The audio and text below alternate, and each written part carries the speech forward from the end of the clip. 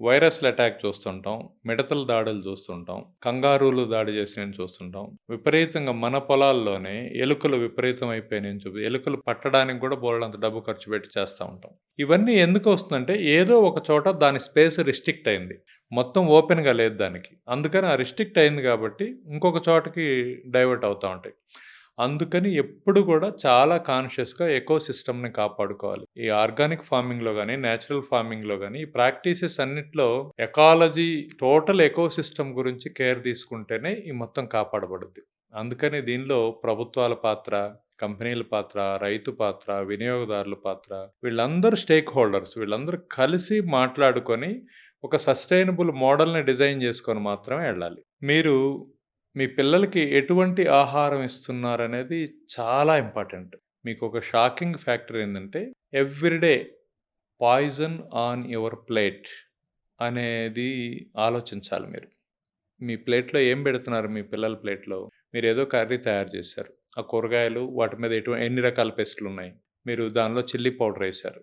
Red chilli అనే దానిపైన దాదాపు రూ. 1,00,000 ఖరీదు చేసే పురుగు మందులు స్ప్రే చేస్తారు. దాన్ని కడగడం గూడా ఉండదు. డైరెక్ట్‌గా పౌడర్ అయిపోయి అది మీ పొట్టలోకెళ్ళిపోతుంది. సో, చాలా దేశాల్లో రెడ్ చిల్లీని పౌడర్‌గా తీసుకోరు. దాని నుంచి క్యాప్సిసిన్ అనే ఒక లిక్విడ్‌ని ఎక్స్ట్రాక్ట్ చేసి ఒక డ్రాపు ఆ లిక్విడ్ వేసుకుంటారు ఘాటుగా ఉండడం కోసం. దానికి చాలా ఆల్టర్‌నేటివ్స్ కూడా ఉన్నాయి. అయితే దీన్ని వాడేటప్పుడు అంటే ఆ కాన్షియస్‌నెస్ ప్రతి మదర్‌కి ఉండాలి. ఫ్రూట్ గాని, వెజిటబుల్ గాని, మిల్క్ గాని వాటెవర్ దిస్ థింగ్ మీరు దీనిలో ఇంటేక్ ఏదైతే ప్లేట్ కనపడంగానే మీకు పాయిజన్ కనపడుద్ది. దాదాపు 60 రకాలైనటువంటి డిఫరెంట్ కెమికల్స్ ప్రభుత్వాలు బ్యాన్ చేసినటువంటి కెమికల్స్ రకరకాల రూపంలో మన పిల్లల పొట్టలోకెళ్ళిపోయి ఓవర్ ఏ పీరియడ్ ఇదేదో ఒకరోజు ఇదవ్వదు.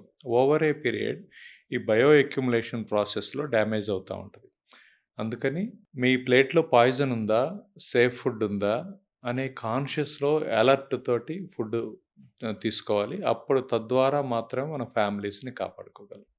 So, poison on your plate అనేది ఎవ్రీడే అటెన్షన్‌లో ఉండాల్సిందే.